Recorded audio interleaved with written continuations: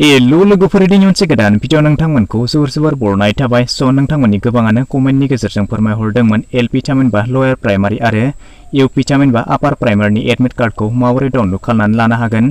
स' जुदि नोंथांमोना आपार प्राइमारि आरो लयार प्राइमारि टेट 2021 नि थाखाय एप्लाइ खालामदोंमोनब्ला दा बेनि एडमिट कार्डखौ डाउनलड खालामनानै लानो हासिगोन, बेबो गावनि मबाइल। स' बिदिब्ला माबोरै बे एडमिट कार्डखौ मबाइलजों डाउनलड खालामनानै लानो हायो बेनि सोमोन्दै नोंथांमोननो आबुङै दिन्थिनानै होनाय जागोन। बेखायनो भिडिअखौ एसेबो स्किप खालामालासे जोबजासिमल' नायलांबाय थादो।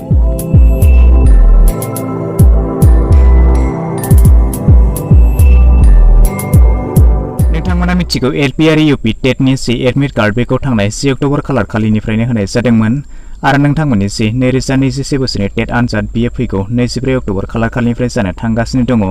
स' बिदिब्ला दानिया माबोरै डाउनलड खालामगोन बेनि थाखाय नोंथांमोना गावनि मबाइल स्क्रिनाव नोंथांमोना बे एडमिट कार्डखौ डाउनलड खालामनो थाखाय नोंथांमोना मोननै वेबसाइटआव थांनानै बेखौ डाउनलड खालामनानै लानो हागोन। बे जाबाय सेबानि अफिसियेल वेबसाइट थामहिनबा sebaonline.org आव थांनानै डाउनलड खालामनानै लानो हागोन आरो गुबुन मोनसेया जाबाय सर्व शिक्षा अभियाननि अफिसियेल वेबसाइट थामहिनबा ssa.assam.gov.in वेबसाइटआव थांनानैबो नोंथांमोना बेखौ गोरलैयैनो डाउनलड खालामनानै लानो हागोन।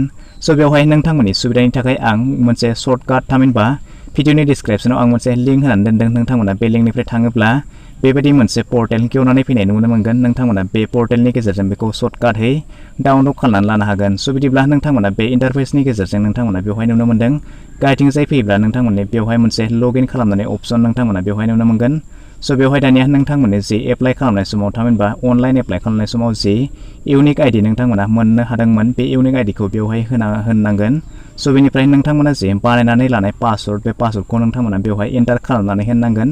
बेनिफ्राय गाहायाव नोंथांमोना जि लगइन नुदों नोंथांमोना बेवहाय लगइन खालामनानै होनो नांगोन आरो बेबायदिनो नोंथांमोना नोंथांमोननि जि एडमिट कार्ड बेखौ डाउनलड खालामनानै लानो हागोन होननानै फोरमायदों। स' बिदिब्ला गासै इन्सट्राक्सनफोरखौथ' नोंथांमोननो नटिफिकेसनावनो होखाजोबदों जानांगौ।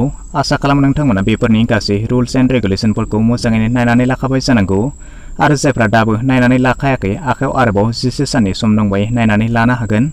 फोजोबनायनि सिगां नोंथांमोननो मोनसेल' खोथाखौ बुंनानै दोननोसै, नोंथांमोननि मिनिमाम पास मार्कआ जागोन 60%। जायफोर बिथांमोनाखि 60%नि गोजौ मार्क्स मोनो बिथांमोनाल'सो बे आनजादनि थाखाय पास जानो हागोन।